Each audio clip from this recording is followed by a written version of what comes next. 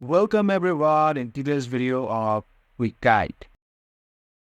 In this video, I'm going to show you how you can log in as an employee in the IKEA. For this, you have to search for IKEA Employee Login in the search bar of Google.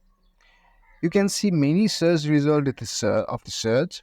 Simply click on the Coworker Login IKEA link and you will be redirected to the login page of IKEA.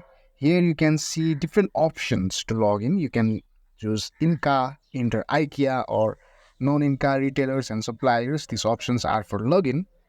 Or if you want to enter email address or password, you can simply type email address.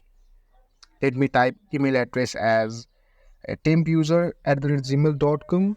Simply click on continue and put on password. And if all the credentials are correct, you will be logged in as an employee in IKEA. If you find our content helpful, then don't forget to like, share, subscribe, and comment down in the comment section below. Thanks for watching.